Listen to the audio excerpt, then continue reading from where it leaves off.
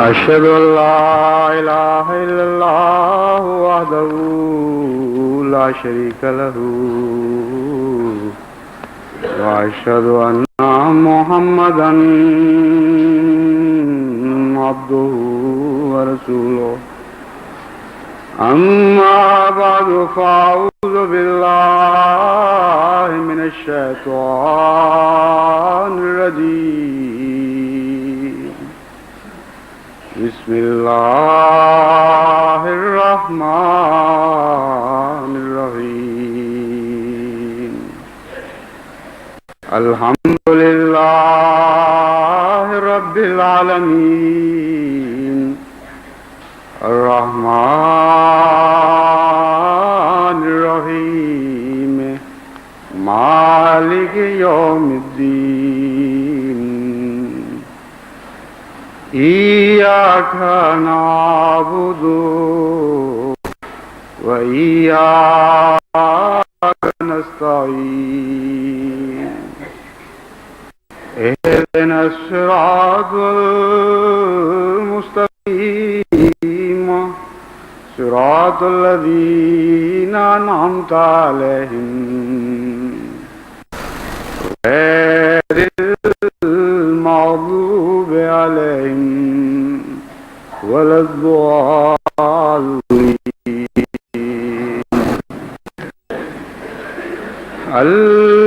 الذين يتبعون الرسول النبي الأمي الذي يجدونه مكتوبا عندهم في التوراة والإنجيل يأمرهم بالمعروف وينهاهم عن المنكر ويحل لهم الطيبات ويحرم عليهم الخبائث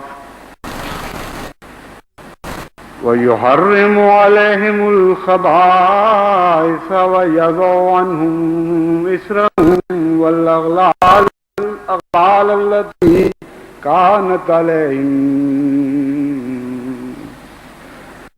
فالذين آمنوا به وعزروه ونصروه واتبعوا النور الذي أنزل معه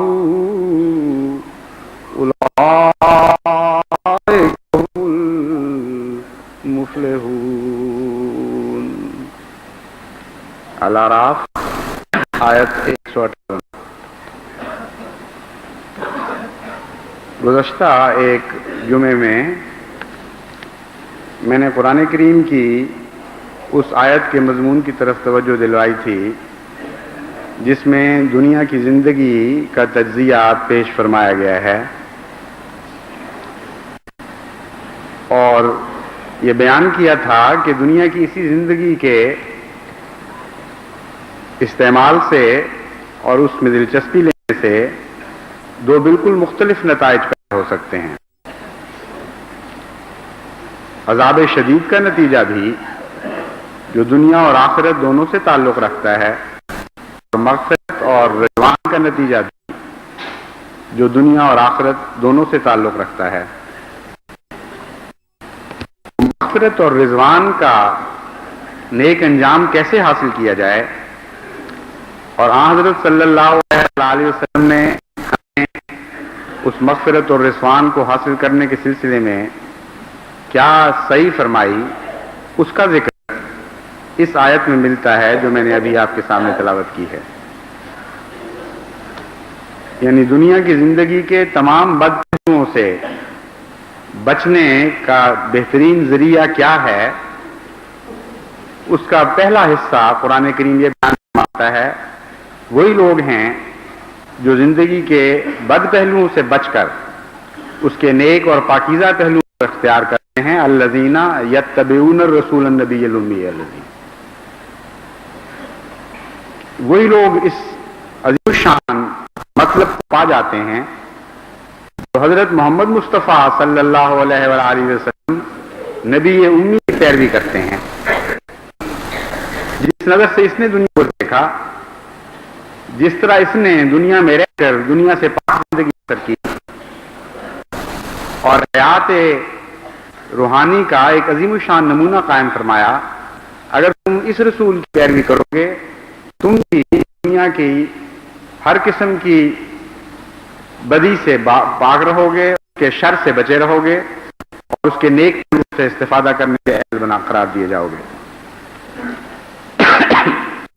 اس آیت میں جو خلاصہ پیش کیا گیا ہے حضور صلی اللہ علیہ وآلہ وسلم کی مسائی کا، وہ یہ ہے یامرہم بالمعروف، آپ ہمیشہ نیک کاموں کا حکم دیا کرتے تھے، ینہاہم عن المنکر، اور برے کاموں سے اور بدیوں سے روکتے رہے۔ تمام زندگی آپ نے ہمیشہ نیک احکام جاری فرمائے اور بد کاموں سے روکا، اور طیبات کو حلال کیا اپنے ماننے والوں پر اور خبائث کو حرام قرار دیا۔ آپ کی تعلیم میں زندگی کے سارے اچھے پہلو موجود ہیں اور زندگی کے سارے بد پہلوؤں سے نجات بخشی گئی ہے۔ ہر زندگی کے مختلف شعبے میں، خواہ وہ معقولات سے تعلق رکھتا ہو، یعنی کھانے پینے کی چیزوں سے یا پہننے اوڑھنے سے یا معاشرے سے، ہر پہلو میں طیبات بھی ملتی ہیں اور خبائث بھی ملتی ہیں۔ تو حضرت صلی اللہ علیہ وآلہ وسلم کے متعلق فرمایا گیا کہ وہ اپنے ماننے والوں پر یہ دونوں امور کھول دیتا ہے، کوئی لگی لپٹی باقی نہیں رکھی، کوئی مخفی راز نہیں رہنے دیا، زندگی کے تمام برے پہلوؤں سے خوب اچھی طرح آگاہ فرما دیا اور زندگی کے تمام اچھے پہلوؤں سے بھی خوب کھول کر آگاہ فرما دیا۔ اور صرف یہی نہیں بلکہ ان برائیوں سے بچنے میں ان کی مدد کی۔ عنہم اسرہم والاغلال التی کانت علیہم، اس میں ایک عجیب نقشہ کھینچا گیا ہے کہ حضور اکرم صلی اللہ علیہ وسلم کی مسائی محض تعلیم کی حد نہیں کہ یہ کرو اور یہ نہ کرو، بلکہ جہاں بوجھ اٹھنے کا سوال ہے، یعنی وہ گندی عادتیں، وہ بدیاں جو انسان کو چمٹ جاتی ہیں، وہ محض تعلیم سے دور نہیں ہوا۔ حضرت محمد مصطفیٰ صلی اللہ علیہ وآلہ وسلم نے خود دور فرمائی ہیں وہ عادات۔ کس طرح دور فرمائی؟ اس مضمون کو قرآن کریم دوسری جگہ کئی جگہ بیان فرما رہا ہے، دعاؤں کے ذریعے، اپنے پاک نمونے کے ذریعے، اپنی قوت قدسیہ کے ذریعے۔ دعا اور پاک نمونے سے الگ ایک تیسری چیز ہے، ایک ایسی روحانی قوت ہے جو نیک بندے کو عطا کی جاتی ہے اور براہ راست اصلاح کرتی ہے، جیسا کہ فرمایا یتلو علیہم آیاتہ ویزکیہم، یعنی تعلیم کتاب و حکمت یہ خدا تعالیٰ کی آیات کی تلاوت کے ساتھ ساتھ تزکیہ نفس شروع کرتا ہے۔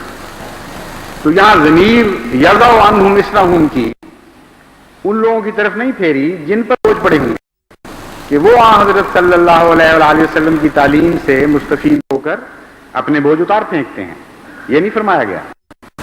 فرمایا محمد مصطفیٰ صلی اللہ علیہ وآلہ وسلم نیکیوں اور بدیوں کی راہوں کو خوب کھولنے کے بعد پھر مدد فرماتے ہیں اپنے غلام سے، اپنی کوشش اور جد و جہد سے ان کو پاک کرتے ہیں۔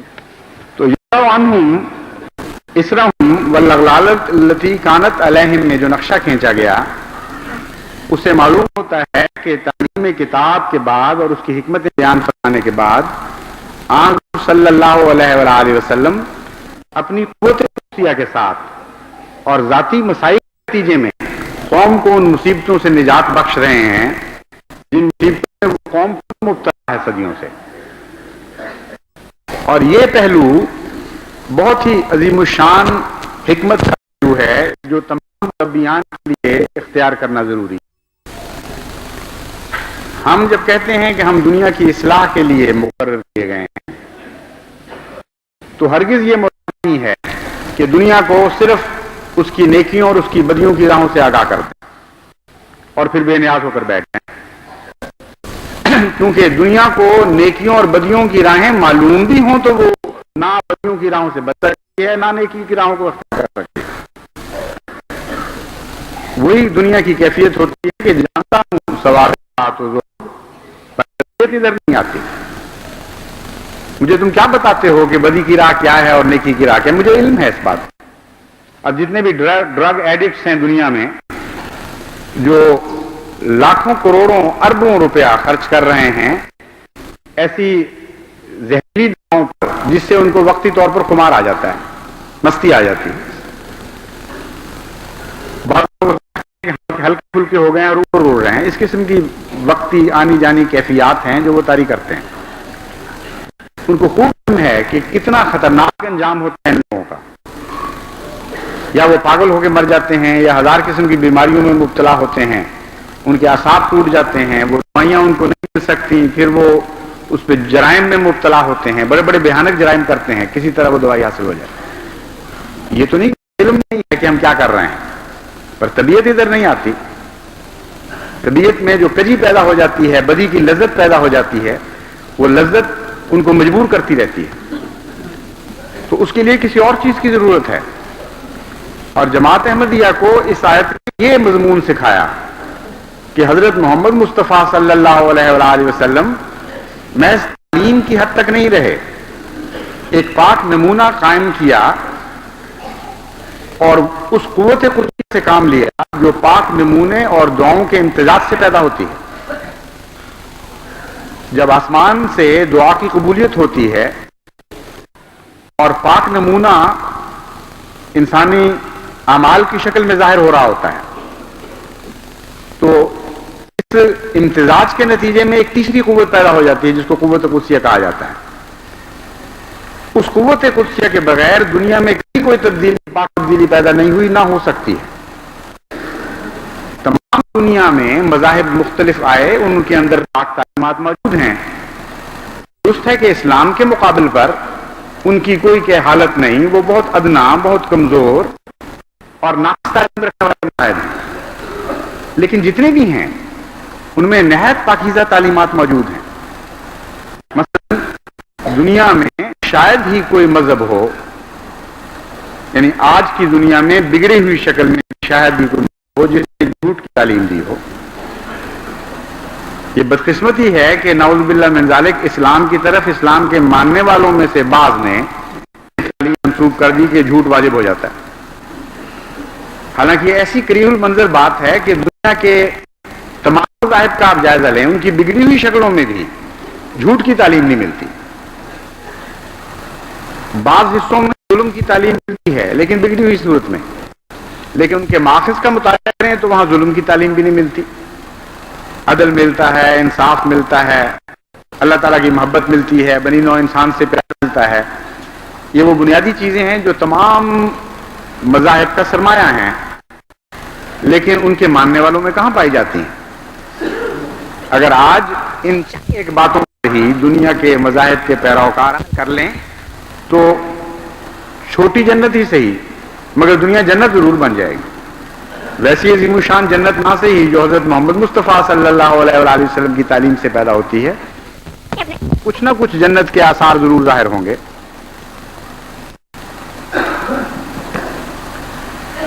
अपने अपने दायरे में छोटी छोटी जन्नतें जरूर बन जाएंगी। इसीलिए कुरान करीम इन कौमों को जिन्होंने जो हमसे पहले किताब दी गई मुखातिब करके फरमाता है कि अगर तुम सच्चे हो और खुलूस रखते हो तो उस तालीम पे तो अमल करो जो तुम्हें दी गई थी। अगर वो महज नाकारा तालीम होती तो कुरान ये हुक्म कभी न देता। तो सारी दुनिया में तालीम मौजूद है। ये वही कुरान करीम है आज जो हजरत मोहम्मद मुस्तफ़ा सल्लल्लाहु अलैहि वसल्लम के क़ल्ब साफ़ी पे नाजिल हुआ था और कोई तब्दीली नहीं। तो तालीम तो मौजूद है, इसकी हिकमतें भी मौजूद हैं, अहादीस में मौजूद हैं। कुरान करीम की बाज़ आयात खुद बाज़ दूसरी आयात की हिकमतें बयान फरमाती हैं। लेकिन माशरे का क्या हाल है? अंग अंग इसका दुख रहा है, ऐसा बिगड़ा है कि इस्लाह की कोई सूरत नजर नहीं आती। क्यों? इसलिए कि वो वजूद नहीं है जो यज़अनु मिस्रहुम वल्लती कानत अलैहिम, जो उनके बोझ उतारता था खुद मेहनत करके और उन तौकों से निजात बख्शता था जो उनकी गर्दनों में पड़े हुए थे। بس جماعت احمدیہ نے اگر مربی بننے کا حق ادا کرنا ہے تو یہ مزید محنت کرنی پڑے گی، اپنے اعمال کو پاک کرتے ہوئے، دعاؤں سے مدد مانگتے ہوئے وہ قوت اپنی ذات میں پیدا کرنی پڑے گی جو قوت بدیوں کو دور کیا کرتی ہے اور تعلیم محض دور نہیں کیا کرتی۔ سارے معاشرے میں محنت کی ضرورت ہے، لیکن مجھے اس وقت فکر ہے جماعت احمدیہ کے اندر جو بدیاں داخل ہو رہی ہیں ان کی، باقی دنیا کا کام بھی ہم نہیں کرنا ہے، لیکن پہلے اپنے بوجھ تو اتاریں، پہلے اپنی کمزوریاں تو دور کریں، اس کے بعد ہم دنیا کو چیلنج دیں گے کہ ہاں دنیا کو مخاطب ہوں گے اور بلائیں گے، چیلنج نہیں، دنیا کو دعوت دیں گے کہ آؤ دیکھو ہم نے اللہ تعالیٰ کے فضل اور اس کی توفیق سے وہ پاک معاشرہ قائم کر لیا ہے، تم بھی ہمارے پیچھے اور اس جنت میں داخل ہو جاؤ۔ اس آواز سے پہلے جو ایک صلاح عام ہوگی دنیا میں اور دنیا کے چاروں کونوں میں گونجے گی، احمدیت کو تیاری کرنی چاہیے۔ وقت کے ساتھ جو بعض بدیاں داخل انداز ہو جاتی ہیں، اگر ہم نے زندہ قوموں اور باشعور قوموں کی طرح ان کا مقابلہ نہ کیا تو پھر دنیا کے مولد نہیں بن سکتے، پھر تو ہم پر وہی مثال صادق آئے گی کہ فزیشین ہیل تھائی سیلف، اے علاج کے دعوے دار اپنا تو علاج کر۔ ایک ہمارے دوست تھے، احمدی دوست تھی، ان کی گنج کی دوائی بڑی مشہور چل رہی تھی اور بہت انہوں نے کمایا، اور ایسے گنجے کم میں دیکھنے میں آتے ہیں جیسے وہ خود تھے، یعنی بارڈر پر بال نہیں تھے اور وہ پگڑی پہنے ہوئے سجے ہوئے اور گنج کا علاج کیا کرتے تھے اور بڑی دور دور تک ان کی شہرت پائی جاتی۔ تو جس کے نے نہیں دیکھا، جس نے اشتہار پڑے ہیں، وہ تو بیچارہ پیسے خرچ کر دیتا ہوگا، بال اگیں یا نہ اگیں، لیکن جس نے دیکھا ہو ایسے طبیب کو وہ تو یہی کہے گا کہ فزیشین ہیل تھائی سیلف، او میرے طبیب حاذق پہلے اپنا تو علاج کر، تیرے سر پہ تو ایک بال نہیں ہے تو ساری دنیا کو بال اگانے کی دعوت دے۔ تو یہی مثال صادق آتی ہے ان قوموں پر جو دنیا کی تعلیم و تربیت کے بلند دعوی کرتی ہیں اور اپنے معاشرے میں جو خرابیاں داخل ہو رہی ہوتی ہیں ان سے بے پرواہ ہو جاتی ہیں۔ مجھے خط آتے ہیں بڑی کثرت سے، اور جو کسی احمدی کو کوئی تکلیف ہوتی ہے، ہماری بہن کو، ماں کو، بیٹی کو، بھائی کو، باپ کو، کسی کو بھی، وہ مجھے لکھتا ہے، اور روزانہ ایسے کثرت سے خط سامنے آتے ہیں جس سے معاشرے کے دکھ معلوم ہوتے ہیں، کس قدر مصیبت میں مبتلا ہے یہ معاشرہ۔ جہاں تک بیرونی معاشرے کا تعلق ہے، مجھے یہ موازنہ ہرگز تسلی نہیں دے سکتا کہ ہم ان سے بہتر ہیں، ان سے چند حصے بہتر ہونا کوئی حقیقت نہیں ہے۔ میرے ذہن میں تو معیار ہے حضرت محمد مصطفیٰ صلی اللہ علیہ وآلہ وسلم کا اور اس معاشرے کا جو آپ پیدا کرنا چاہتے ہیں، اس سے ہم کتنا پیچھے ہیں۔ یہ ٹھیک ہے کہ بعض باتوں میں نیچے کی طرف نگاہ کرنی چاہیے تاکہ حسد پیدا نہ ہو، مگر بعض باتوں میں اوپر کی طرف نگاہ کی جاتی ہے۔ تو اسوہ حسنہ کا جہاں تک تعلق ہے وہ ایک ہی ہے، یعنی حضرت محمد مصطفیٰ صلی اللہ علیہ وآلہ وسلم کا، اور اپنے ہمارے پیمانے، ذاتی اصلاح کے پیمانے سب ختم ہو جاتے ہیں حضرت محمد مصطفیٰ صلی اللہ علیہ وسلم کے پیمانے پر جا کے۔ وہی ایک کسوٹی ہے، جب اس پر نگاہ کرتے ہیں تو بے انتہا بیماریاں اور دکھ اور تکلیفیں نظر آتی ہیں۔ دو تین بنیادی باتیں ہیں جو میرے سامنے آتی ہیں جن کی طرف میں جماعت کو توجہ دلانا چاہتا ہوں کہ اپنی فکر کریں، ورنہ وہ دنیا اور آخرت دونوں میں شدید نقصان اٹھائیں گے۔ جائیدادوں کی تقسیم کے جھگڑے ہیں، مالی لین دین کے جھگڑے ہیں، دو دوست شریک ہو جاتے ہیں بڑی محبت اور خوشی کے ساتھ، آپس میں پیسے ڈال لیتے ہیں کہ چلو مل کر کام کریں، چند دن تک بڑا پیارا ماحول رہتا ہے، پھر کچھ دیر کے بعد اختلافات شروع ہو جاتے ہیں، پھر بدزنیاں شروع ہو جاتی ہیں، پھر وہ کہتے ہیں اچھا پھر اب الگ ہو جاؤ۔ الگ ہوتے ہیں تو شروع کے جو اعتماد کا دور تھا وہ ان کے لیے مصیبت بن جاتا ہے۔ قرآن کریم تو فرماتا ہے کہ چھوٹی بات ہو یا بڑی ہو، مالی لین دین کو فاکتبوہ ہو، اس کو لکھ لیا کرو۔ اس بات کو وہ بھلا دیتے ہیں، اور ظاہری اعتماد جو شروع کا چلتا ہے اور بڑا پاکیزہ ماحول اور بھائی بہن بن جاتے ہیں، گھروں میں آنے جانے شروع ہو گئے، جی مشترکہ کام شروع ہوا ہے، اور قرآن کریم کی اس آیت کو تفویض کی نظر سے دیکھ رہے ہوتے ہیں عملاً کہ قرآن کریم کہتا ہے کہ لکھا کرو. زبانی باتوں پر چلتے ہیں اور جب اختلاف شروع ہوتے ہیں تو ساری زبانی باتیں یا وہ بھول چکی ہوتی ہیں یا آمدن جھوٹ بولنے کا موقع مل جاتا ہے ایک شخص کو. اور اتنی بڑی مصیبت پیدا ہوتی ہے معاشرے میں کہ علیحدہ ہو رہے ہیں لیکن کوئی حساب کتاب نہیں. کوئی کہتا ہے تم نے یوں کر لیا تھا, کوئی کہتا ہے تم نے یوں کر لیا تھا, کوئی کہتا ہے تم نے زیادہ فائدے اٹھائے تھے. اگر اس وقت وہ فائدے برداشت ہو رہے تھے محبت کے نتیجے میں تو اب پھر حق نہیں ہے ان پر اعتراض کا. اور اگر وہ ایسے فائدے تھے جو قابل اعتراض تھے تو لین دین میں اس کو شامل ہو جانا چاہیے تھا. مگر یہ تفصیلات نہیں ہیں میرے ذہن میں تو صرف مثالیں دے رہا ہوں آپ کو کہ اس قسم کی باتوں میں قرآن کریم کی تعلیم سے انحراف کے نتیجے میں بہت بڑے مصائب ہیں جو معاشرے کو میں داخل ہو گئے ہیں. لیکن اس سے آگے جب چلتے ہیں تو معلوم ہوتا ہے کہ بنیادی طور پر تقویٰ میں کمی ہے, بنیادی طور پر سچائی کی عادت میں کمی ہے. کیونکہ اگر تقویٰ پورا موجود ہو اور سچائی کی عادت ہو تو اس کسی قسم کے اختلاف میں بھی تلخی نہیں ہو سکتی. اگر ایک فریق سے ہوتی ہے تو ایک فریق اللہ تعالیٰ کے حضور بری ذمہ ضرور ہوگا. مگر بدقسمتی سے اکثر معاملات میں دونوں طرف سے تقویٰ کی کمی کے آثار ملتے ہیں. اگر تو یہ صورتحال ہو کہ جماعت کے تمام جھگڑوں میں ایک فریق کلیتاً پاک و صاف ہو, متقی ہو, اور دوسرے فریق ہی کی وجہ سے ساری شرارت ہو, پھر کم سے کم اتنی تسلی تو ہو جاتی ہے کہ نصف ہم میں سے اللہ تعالیٰ کے فضل سے بالکل ٹھیک اور پاک ہیں. لیکن اگر اس میں بھی کچھ ملونی آ جائے, لالچ اور حرص و ہوا کی اور گندگی کی اور جھوٹ کی, تو پھر تو ساری جماعت کے جھگڑے کرنے والوں کے اندر یہ بدبختی داخل ہو جائے گی. یہ درست ہے کہ ایسے جھگڑے کرنے والے نسبتاً بہت کم ہیں. یہ درست ہے کہ جتنے جھگڑے کرنے والے ہیں ان میں سے سامنے صرف وہی آتے ہیں جن میں اختلاف اس حد تک آگے بڑھ چکے ہوتے ہیں. لیکن جتنے آتے ہیں ان کے اندر یہ منظر ہمیں ضرور ملتا ہے. اب سوال یہ پیدا ہوتا ہے کہ وراثت کے جھگڑے ہوں, جائیداد کے جھگڑے ہوں, اشتراک کے جھگڑے ہوں, یہ جتنے بھی جھگڑے ہیں ان میں جیسا کہ میں نے پچھلی آیت میں واضح کیا تھا دو ہی طریقے ہیں آپ کے لیے. یا تو عذاب شدید اپنے لیے حاصل کر لیں اور یا مغفرت اور رضوان کی طرف قدم اٹھائیں. تیسری کوئی راہ قرآن کریم نے ہمیں نہیں بیان کی. اگر آپ یہ سمجھیں کہ ان جھگڑوں کے نتیجے میں آپ کو کچھ حاصل ہو جائے گا یا ناجائز طریق پر جھوٹ بولنے کے نتیجے میں یا چرب زبانی کے نتیجے میں کسی دوسرے کی جائیداد کا حق ایک فریق لے لے گا, تو اس کے متعلق تو اس سے زیادہ اور کچھ نہیں کہا جا سکتا. یاکلون فی بطونہم نارا, وہ تو آگ کھاتے ہیں. حضرت صلی اللہ علیہ وآلہ وسلم نے فرمایا کہ اگر ایک چرب زبان شخص جھگڑے کو اس رنگ میں پیش کرتا ہے اور واقعات کی اس طرح تلبیس کر دیتا ہے کہ میں اس پیش کردہ صورتحال کے پیش نظر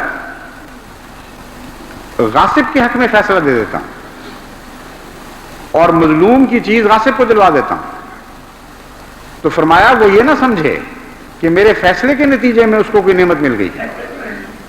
اس فیصلے کے نتیجے میں وہ آگ خریدتا ہے اور آگ کا ٹکڑا اپنے پیٹ کے لیے پال رہا ہے, اس سے زیادہ اس کو کچھ بھی نصیب نہیں ہوا. تو امر واقعہ یہ ہے کہ قضاء کا فیصلہ ہو یا ثالث کا فیصلہ ہو, یہ بالکل ایک الگ چیز ہے. یہ تو نظام کے اندر آرڈر پیدا کرنے کے لیے چیزیں ہیں تاکہ کسی طریق سے آخر جھگڑے نپٹیں اور سوسائٹی ہلکی پھلکی ہو کر آگے کی طرف بڑھنا شروع کرے. لیکن ان فیصلوں کے باوجود یہ امر اپنی جگہ قائم رہتا ہے اور عذاب کو مستلزم ہوتا ہے کہ ان جھگڑوں کے درمیان بعض فریق نے جھوٹ بولا, بعض نے ظلم سے کام لیا, بعض نے تعدی کی, بعض نے دست درازیاں کی ہیں اور اس کے نتیجے میں سوسائٹی کو ایک دکھ پہنچا ہے.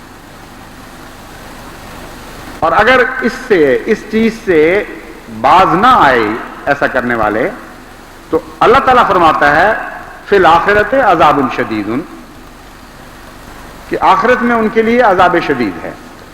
جیسا کہ میں نے بیان کیا تھا, اس آخرت سے مراد اس دنیا کا انجام بھی ہے کیونکہ قطعی طور پر ثابت ہوتا ہے آخرت کے محاورے سے کہ اس دنیا میں انسان جس انجام کو پہنچتا ہے اس کے لیے بھی آخرت کا لفظ استعمال ہوا ہے. اسی دنیا میں آخری زمانے کے لیے بھی میں بسنے والوں کے لیے بھی آخرین کا لفظ استعمال ہوا ہے, اور دوسری دنیا کے لیے بھی آخرت کا لفظ استعمال ہوا ہے.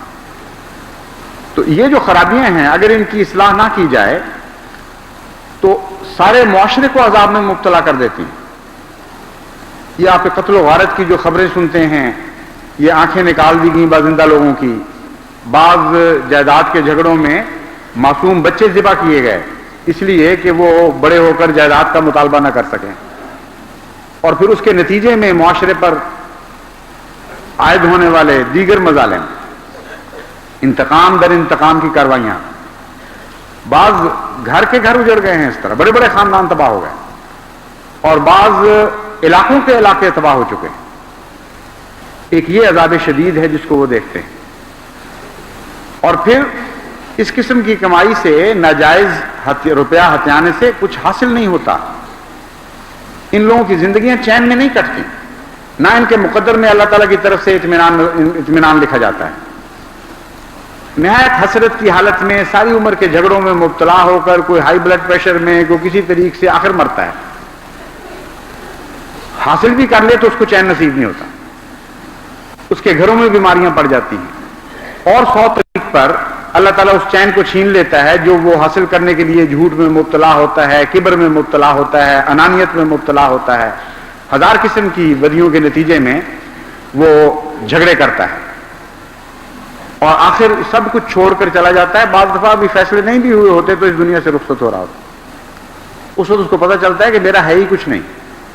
میں اس تماشا تھا, ایک چند دن شور شار ڈالا ہے میں نے, اور اب حسرتیں لیے, بیماریاں لیے, دکھ لیے, ایک جھگڑا کرنے والی اولاد پیچھے چھوڑتے ہوئے جو برکتوں سے محروم ہو چکی ہے, جو نیکیوں کی لذتوں سے ناآشنا ہو چکی ہے, یہ جھگڑے میں اور یہ ضلالتیں اور یہ عذاب اپنی اولاد کو ورثے میں دے کر میں اس دنیا سے رخصت ہو رہا ہوں. اس سے زیادہ کچھ بھی اس کی زندگی کا حاصل نہیں ہوتا. اور اس کے بعد جو آخرت دوسری میں آنے والی ہے اس میں اور بھی زیادہ شدید تر عذاب اس کے مقدر میں لکھا جاتا ہے. اس کے بدلے بعض لوگ محض للہ اللہ کی رضا کی خاطر دکھ برداشت کر لیتے ہیں. وہ کہتے ہیں جس طرح وہ جھگڑا نپٹاؤ, ختم کرو اس معاملے کو, اور رضائے باری تعالیٰ کی خاطر وہ اپنے حقوق دیکھتے ہوئے بھی چھوڑنے پر آمادہ ہو جاتے ہیں. ایسے لوگوں کے لیے اللہ تعالیٰ فرماتا ہے مغفرت ہے اور رضوان ہے. اس دنیا میں بھی انجام کار وہ اللہ تعالیٰ سے مغفرت کا سلوک پائیں گے, اور بالآخر اور اللہ تعالیٰ کی رضا کے راستے دیکھیں گے. خدا ان کو رضا کے رستوں پر چلنے کی توفیق عطا فرمائے گا. اور آخرت میں تو رضا کی جنت سے بہتر اور کوئی جنت متصور ہی نہیں ہو سکتی. اگر آخرت میں مغفرت مل جائے اور رضوان مل جائے تو اس سے اچھا سودا کیا ہو سکتا ہے. مغفرت کا تعلق انصاف سے ہے. اصل میں مغفرت کہتے ہیں حق چھوڑنے کو, یعنی اس کی روح یہ ہے کہ اللہ تعالیٰ اپنا حق چھوڑ دیتا ہے بندے کے لیے. ورنہ گناہگار انسان تو خدا کی چھری کے نیچے آ چکا, وہ جب چاہے چلے اس کا چلنا جائز ہے, وہ چھری رکی رہتی ہے, خدا اپنا حق نہیں لیتا. اس کا نام مغفرت ہے. تو جو لوگ بجائے اس کے کہ اپنا حق چھوڑیں وہ ظلم سے دوسرے کا حق لیتے ہیں, وہ مغفرت کے نیچے کس طرح آ سکتے ہیں. جن کی چھری ناحق بھی چلتی ہے دوسروں پر, وہ مظلوم لوگ ناطاقت لوگوں کے اوپر غاصبانہ قبضہ کرتے ہیں اور سمجھتے ہیں کہ ہمیں بہت عظیم الشان ایک قوت حاصل ہو گئی, اس نے ہمارا کیا کر لیا, ہماری طاقت زیادہ ہے, یہ کچھ بھی ہمارا بگاڑ نہیں سکا. وہ دنیا کی زندگی کے چند دن اس کی جائیداد کھاتے ہیں اور مزے اڑا رہے ہوتے ہیں بظاہر, لیکن حقیقت میں جیسا اگر آپ ان کی زندگیوں پر نظر ڈالیں تو وہ مزے دنیا کی نظر ظاہری آنکھ کے مزے ہیں. لیکن کرتے کیا ہیں, وہ اپنی چھری لوگوں سے روکنے کی بجائے ناجائز ان کی گردنوں پہ چھریاں پھیر رہے ہوتے ہیں. ایسے لوگوں سے مغفرت کا سلوک ہو کیسے سکتا ہے؟ یہ سوال ہی نہیں پیدا ہوتا. عقل کے خلاف یہ بات ہے کہ تم اپنا حق تو نہ چھوڑو خدا کی خاطر, اور لوگوں کے حق غصب کرو بے پرواہی کرتے ہوئے اپنے رب سے, اور پھر توقع یہ رکھو کہ جو تم نے خدا کے حق مارے ہوئے ہیں جب خدا کے حضور حاضر ہوگے تو وہ اپنے حق تمہیں چھوڑ دے گا. یہ نہیں ہو سکتا. قرآن کریم کا سارا نظام ہمیں بتا رہا ہے کہ یہ بات جھوٹی، یہ تصور جھوٹا ہے. دنیا میں جو رحم کرتا ہے اس پر رحم کیا جائے گا، جو خدا کی خاطر مغفرت کرتا ہے اس سے مغفرت کی جائے گی. اپنی جنت ہمارے ہاتھوں میں ہے بنانی یا بگاڑنی. اس نظام کے بعد فضل کا دور شروع ہوتا ہے جو ان عارضی چیزوں کو بے انتہا اور وسعتیں عطا فرماتا ہے اور زمانے میں بھی لامتناہی کر دیتا ہے. مگر اس سے پہلے نہیں. قرآن کریم نے نقشہ کھینچا ہے یضع عنہم اسرہم والاغلال التی کانت علیہم. جو توقوں میں مبتلا ہو قوم، جس کی گردن پہ توق پڑے ہوئے ہوں، وہ ترقی کس طرح کر سکتی ہے؟ وہ آگے کس طرح بڑھ سکتی ہے؟ جس نے بوجھ اٹھائے ہوئے ہوں اور کمریں دوری ہو رہی ہوں، وہ دنیا کو ساتھ لے کے کس طرح چلیں گے؟ حضرت صلی اللہ علیہ وآلہ وسلم کا وجود پاک اور ہلکا تھا، تب آپ نے دوسروں کے بوجھ اٹھائے ہیں، تب آپ ساری دنیا کے بوجھ اٹھانے کے لائق بنے. جب تک اپنے وجود کو ہلکا اور پاک نہیں کرتے، آپ کس طرح دنیا کے بوجھ اٹھا سکیں گے؟ اس وقت تو کیفیت یہ ہے کہ ہم اپنی جماعت کے بوجھ اٹھانے کے قابل بھی نہیں ہیں، جو جب تک یہ جھگڑے پوری طرح ہم مٹا نہیں لیتے. اور اتنے عظیم الشان کام ہمارے سامنے پڑے ہوئے ہیں، اتنی تیزی کے ساتھ ہم نے سفر کرنے ہیں. یہ جھگڑوں کی پنڈیں، یہ گٹھلیاں ساتھ لیے تو نہیں پھرنا آپ نے. اسلام کی ترقی کی راہ شاہراہ پر گامزن ہو رہے ہوں اور تیز رفتاری سے قدم اٹھانے کے دعوے ہوں، اور گندگیوں کے ڈھیر اور جھگڑوں کی مصیبتوں کی، پنجابی میں کہتے ہیں پنڈیں، یعنی گٹھریاں، مگر پنڈ میں جو لفظ کا مزہ ہے نا وہ گٹھری میں نہیں ہے. بوجھ کے ساتھ لفظ پنڈی دماغ میں آتا ہے. تو مصیبت کا بوجھ ایک گٹھری بنا ہوا سر پر لگا ہوا ہو اور انسان شاہراہ ترقی اسلام پر گامزن ہو، یہ نہیں ہو سکتا. کبھی توق لے کر بھی گردنوں میں لوگوں نے دنیا کو آزاد کروایا ہے مصیبتوں سے. آپ نے تو آزاد کروانا ہے دنیا کو. قوموں کی رستگاری کا موجب بننا ہے. آپ نے خود مبتلا ہوں ان بندنوں میں تو کس طرح قوموں کو آزاد کروائیں گے؟ اس لیے آپ یہ بھی جان لیں کہ اس کے نتیجے میں جو جماعت کو نقصان پہنچتا ہے اس کا بوجھ بھی ان لوگوں پر پہنچتا ہے. یعنی دو طرح کے عذاب ان کے مقدر میں لکھے جاتے ہیں. ان کے جھگڑوں کے نتیجے میں اگر ایک جماعت میں مثلا اگر 100 کی جماعت ہے، 4 بھی جھگڑے والے پیدا ہو جائیں تو ساری جماعت برکتوں سے معروم رہ جاتی ہے. ایک اس طرح اس فریق کی طرف ہو جاتا ہے، دوسرا دوسرے فریق کی طرف ہو جاتا ہے.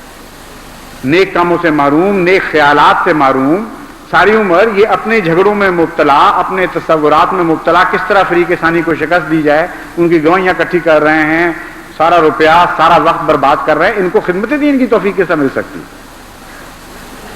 ان باتوں سے پاک ہو دماغ، ہلکا پھلکا ہو، اسکیمیں سوچے خدمت دین کی، ترقیات کی، تو لطف بھی ہے. ہر وقت کا یہ جھگڑا سر پہ سوار، مقدمہ بازیاں، مصیبتیں، اور پھر فیصلے ہوتے ہیں تو عمل نہیں کرنا. ایک ثالثی پر ایک اور ثالثی بٹھائی جائے، اس پر ایک اور بٹھائی جائے. 10 فیصلوں کے بعد آخر خلیفہ وقت کو کہا جائے کہ آپ ہمارا فیصلہ کریں. یعنی خلیفہ وقت کا کام ہی اور کوئی نہیں ہے سوائے اس کے کہ آپ کی مصیبتیں وہ بھی اپنے دماغ پر سہیڑ لے اور دین کے کاموں میں اپنے دماغ کو صرف کرنے کی بجائے محض آپ کے جھگڑوں کے فیصلے نپٹانے میں مغلطاں ہو جائے. اس کا کام یہ تو ہے کہ آپ کو پاک کرنے کی کوشش کرے، آپ کو ان جھگڑوں سے ذاتی تقویٰ کے معیار کو بلند کر کے آزاد کرانے کی کوشش کرے. مگر یہ مطلب نہیں ہے کہ وہ ایک قاضی بن کر ہر وقت آپ کے جھگڑوں میں مبتلا رہے. یہ بھی سامنے آتی ہیں باتیں. ضد کی نظر آتی ہے بے انتہا، بعض جگہ انانیت نظر آتی ہے کہ اگر ہم جھک گئے، ہم نے حساب پیش کر دیے دوسرے فریق کے سامنے تو گویا ہماری ناک کٹ گئی، ہم ذلیل ہو گئے. تو اس کے لیے 2 باتیں میرے سامنے ہیں. اول تو تقویٰ سے کام لیتے ہوئے غور کریں اپنے نفس پر، اور جہاں تک ممکن ہے اپنے موقف کی اصلاح کریں، اپنے مطالبات کو درست کریں، اور کوشش کریں کہ مصالحت کے ذریعے، افہام تفہیم کے ذریعے سارے معاملات طے ہو جائیں. اگر یہ نہیں ہو سکتا اور ہر فریق یہ سمجھتا ہے کہ دوسرے کی غلطی ہے، دیانتداری سے بعض دفعہ سمجھ رہا ہوتا ہے، تو پھر سب سے آسان طریقہ یہ ہے کہ irrevocable ثالثی اختیار کریں. یعنی ناقابل تنسیخ ثالثی جس کو عدالت بھی تسلیم کرتی ہے اور اس کی تنفیذ کرواتی ہے. پھر اگر دونوں فریق متقی ہیں اور ان کو خوف ہی کوئی نہیں اور ثالث مل کر بنانا ہے تو پھر قضا کو بیچاری کو کیوں مصیبت میں ڈالتے ہیں؟ عدالتوں میں کیوں ایک دوسرے کا روپیہ اور وقت برباد کرتے ہیں؟ ثالثی بنائیں، دونوں رضامند ہو جائیں متقی آدمی پر کسی پر، یا اپنا اپنا ثالث چن لیں اور وہ کوئی تیسرا چن لیں. اگر کوئی فریق اس طریق کو اختیار نہیں کرتا تو اکثر صورتوں میں اس کے اندر کمزوری ہے کوئی. وہ ڈرتا ہے کہ اگر میں نے ثالثی کو مان لیا تو واپسی کی راہ ختم ہو جائے گی اور پھر مجھے لازماً سر تسلیم خم کرنا پڑے گا اور جو میں لوٹ مار کرنا چاہتا ہوں اس سے محروم ہو جاؤں گا. لیکن اگر انصاف اور تقوی ہے دلوں میں تو سب سے اچھا طریق یہ ہے، حکم من اہلہ و حکم من اہلہا میں یہی طریق بے سکھایا گیا ہے کہ جھگڑے خواہ جائیدادوں کے ہوں یا خاندانوں کے ہوں، بہترین طریق یہ ہوتا ہے کہ ایک فریق اپنی طرف سے ایک حکم کو چن لے اور دوسرا فریق اپنی طرف سے ایک حکم کو چن لے. دونوں مل کر سر جوڑ کر کوشش کریں، اگر وہ نہیں سمجھوتا کر پاتے تو پھر ایک تیسرے کو چن لیں.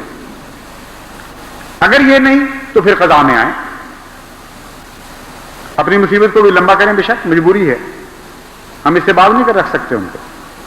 قضا میں آئیں، لیکن قضا کا کام ہے کہ جلد از جلد ان فیصلوں کو نپٹانے کی کوشش کریں. جو حقوق ہیں ان سے کوئی روک نہیں سکتا ان کو. عدل کے تقاضوں کے جو حقوق قائم ہیں اسلام نے وہ بہرحال دیے جائیں گے. لیکن یہ میں بتا دیتا ہوں کہ اگر فیصلوں کے بعد کسی فریق نے، خواہ وہ کسی خاندان سے تعلق رکھتا ہو، کسی مقام کا انسان ہو، دنیا کے لحاظ سے اپنے آپ کو جو مرضی سمجھتا ہو، اگر اس نے بعد میں نظام سلسلہ سے تعاون نہیں کیا تو اس کو جماعت سے خارج کیا جائے گا. ہرگز اس ایسے وجود کو جماعت میں برداشت نہیں کیا جائے گا. اور جہاں تک انصاف کی چھری کا تعلق ہے وہ رحم سے آری ہوا کرتی ہے اور اسی کی ہمیں تعلیم دی گئی. فیصلوں میں کرتے وقت، مصالحتیں کرتے وقت رحم اور مغفرت اور تعلیمات کا کام ہے، جس حد تک کوشش کریں. لیکن جب فیصلے صادر ہو جاتے ہیں تو اس وقت کسی قسم کی رحم کی اجازت نہیں دی جاتی. دین اللہ میں رافت کو مجال ہی کوئی نہیں داخل ہونے کی، یہ قرآن کریم کی تعلیم ہے. بس وہ چھری پھر چلے گی لازماً، اور وہ چھری جب چلائی جاتی ہے تو چلانے والے کو بھی کاٹتی ہے. یہ بھی میں آپ کو بتا دیتا ہوں. مجھے جو ناک دکھ آپ پہنچائیں گے اس کے بھی آپ ذمہ دار ہیں. یعنی آپ کو پر چھری چلاؤں گا، میرا دل زخمی ہو رہا ہوگا، میں دکھ میں مبتلا ہو رہا ہوں گا، ایک مصیبت پڑی ہوگی کہ انصاف کے تقاضے پورے کرنے ہیں، دکھ اٹھا کر بھی پورے کرنے ہیں.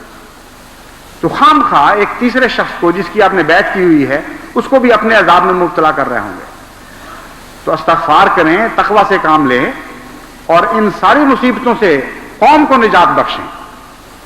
جب تک ہلکے پھلکے قدموں کے ساتھ ہم آگے بڑھنے کے اہل نہیں ہوتے، ہم ترقیات ہمیں نصیب نہیں ہو سکتی. یہ یاد رکھیں بات. گھریلو جھگڑے ہیں، ایسی تکلیف ہوتی ہے دیکھ کر بعض مرد اپنی عورتوں پر ظلم کر رہے ہیں، گندی زبان استعمال کرتے ہیں، بدزنی سے بےہودہ ناپاک الزام لگاتے ہیں اپنی بیویوں پر، اور کوئی شرم اور حیا نہیں کرتے اور کوئی خوف نہیں کرتے کہ ہم اپنے معاشرے کو کس طرح دکھ پہنچا رہے ہیں. حقوق پر حقوق ان کے مارتے چلے جاتے ہیں. پھر جب چاہے ایک ردی کپڑے کی طرح اٹھا کے پھینک دیتے ہیں، اور وہ بچے پالتی ہیں، وہ سلائیاں کرتی ہیں، وہ مصیبتوں میں مبتلا ہوتی ہیں، اور کوئی انسانیت کا ایک ذرہ شائبہ بھی ان مردوں میں نہیں ہوتا کہ وہ خیال کریں کہ ہم نے کس آرام سے اپنے بوجھ عورت پر ڈالے اور اس کو تسکین کا ذریعہ بنایا، اور جب ذمہ داریاں پیدا ہو گئیں تو ساری ذمہ داریاں بھی اس پر پھینک دیں. 9 مہینے اس نے مصیبت سے اپنا خون دے کر، اپنی ہڈیاں دے کر، اپنا دماغ دے کر، اپنی ساری طاقتیں دے کر مرد کے بچے کی پرورش کی ہے. اور جب وہ وجود میں آ جاتا ہے، جب اس کی ذمہ داریاں بڑھنی شروع ہوتی ہیں، تو ایک آسان طلب مرد، آرام راہوں پر چلنے والا، آرام کی راہوں پر چلنے والا، بڑے آرام سے اس کو کہتا ہے بہت اچھا، اب میرا تمہارا گزارا مشکل ہے، جاؤ بھاگ جاؤ، گھر سے نکل جاؤ. بہت بھاری تعداد میں معاشرہ اس دکھ میں مبتلا ہے. اس کے برعکس بعض عورتیں ہیں جن کی زبانیں دراز ہوتی ہیں، جو گندی تربیت لے کر آئی ہوتی ہیں، اولاد کو نیکیوں سے محروم کرنے والی، ان کی بری باتوں کی پردہ پوشی کرنے والی، نیکیوں سے باز رکھنے والی، نہ نماز پڑھتی، نہ نماز کی تعلیم دیتی، نہ پاکی کا خیال، کوئی مدد نہیں ہے خاوند کی، اس کو نیکیوں سے محروم کر کے اس پر بوجھ بن جاتی ہے، اور خاوند ان کو گھسیٹے پھرتے ہیں۔ بعض ان کو اتار بھی دیتے ہیں گلے سے، بعض نہیں اتارتے، اور ان کی اولادیں تباہ ہوتی ہیں۔ یہ سارے معاشرے کے دکھ ہیں جن سے ہم نے آزاد ہونا ہے، اور یہ بہت سے دکھ ایسے ہیں جو خود ماؤں کی کوکھ میں جنم لے رہے ہوتے ہیں۔ یعنی اگر ایک مرد آپ دیکھیں جو صفاک ہے، جو سخت دل ہے، جو عورت پر زیادتی کرتا ہے، باز نہیں آتا، بد کلامی سے کام لیتا ہے، اس کے حقوق ادا نہیں کرتا، تو آپ کو ایک بچہ نظر آ جانا چاہیے اس کے پس منظر میں، جس کی ماں اس کو بگاڑ رہی ہے، اپنی بہنوں کے مقابل پر اس کو معبود بنا لیتی ہے، اس کی بہنوں کے مقابل پر اس بچے کو معبود بنا رہی ہوتی ہے، مرد کی پرورش ہو رہی ہے، عورت کو خود نظر انداز کر رہی ہوتی ہے ایسی ماں، بچپن سے اس کے دل میں صفاکی کی بیج ڈال رہی ہوتی ہے، اس کی پردہ پوشی کر رہی ہوتی ہے ناجائز طریق پر، اس کو سانڈ بنا دیتی ہے، وہ محلے کے بچوں پہ ظلم کر رہا ہوتا ہے، اس کی پرواہ نہیں کرتی۔ جب شکایت کرتی ہیں ہمسائی عورتیں تو کہتی ہے جاؤ جہنم میں جاؤ، میرا بچہ تو اس طرح کرے گا، اور میرا بچہ بالکل ٹھیک ہے اور وہ غلطی نہیں کر سکتا۔ وہی دکھ واپس عورت پر پڑتا ہے لعنت بن کر، جو ماں کی کوکھ سے جنم لے رہا ہوتا ہے، اور ایسے بچے جب جوان ہوتے ہیں تو سارے معاشرے کو عذاب میں مبتلا کر دیتے ہیں، ایک مصیبت میں مبتلا کر دیتے ہیں۔ عورتوں پر ظلم کرتے ہیں، بچیوں پر ظلم کرتے ہیں، بہنوں پر، پھر ان ماؤں پر ظلم کرتے ہیں جنہوں نے ان کو بچپن میں ظلم کی تعلیم دی ہوتی ہے۔ تو اس کے لیے بڑی محنت کرنی پڑے گی، جڑوں سے نکالنے ان برائیوں کو۔ محض ایک انسپیکٹر کا چلے جانا کہیں اور مسافے کروا دینا یا بغل بھی گیریاں کروا دینا، یہ تو بہت ہی بیوقوفوں والا علاج ہے۔ یعنی یہ بھی ضروری ہے، اس سے انکار نہیں، بیوقوفوں والا تب بنتا ہے اگر اسی پر ہم راضی ہو جائیں۔ ہمیں تو گہرائی تک اترنا پڑے گا، جڑوں سے کینسر کو نکالنا پڑے گا۔ اس لیے جتنی بھی جماعت کے ادارے ہیں، جتنے بھی مربیان ہیں، وہ اس طرف توجہ کریں، ماں باپ، عورتیں کیا، مرد کیا، بڑے کیا، چھوٹے کیا، ایک جہاد شروع کر دیں اس بات کے خلاف کہ معاشرے سے ہم حرص و ہوا اور لاہو و لعب کے نتیجے میں پیدا ہونے والی بیماریاں بھی دور کر دیں گے، اور تفاخر اور زینت اور تکاثر کے نتیجے میں پیدا ہونے والی ساری بیماریاں دور کر دیں گے، اور اس ضمن میں حضرت محمد مصطفیٰ صلی اللہ علیہ وآلہ وسلم کے کردار کی پیروی کریں گے، محض نصیحت کے ذریعے نہیں، ان کا دکھ محسوس کر کے، ان کے بوجھ بانٹتے ہوئے، خود اپنی جان کو مشقت میں ڈال کر ان کے لیے دعائیں کرتے ہوئے، اس طرح ہم بدیوں کو دور کریں گے تو پھر بدیاں دور ہوں گی۔ اللہ تعالی ہمیں اس کی توفیق عطا فرمائے۔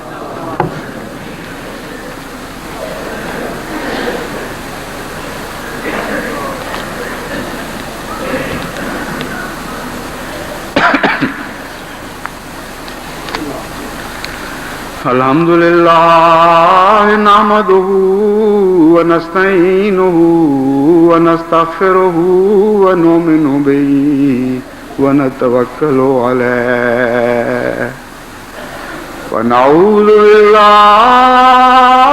من شرور انفسنا ومن سیئات اعمالنا ومن يهده الله فلا مضل له ومن يضلله فلا هادي له ونشهد أن لا إله إلا الله وحده لا شريك له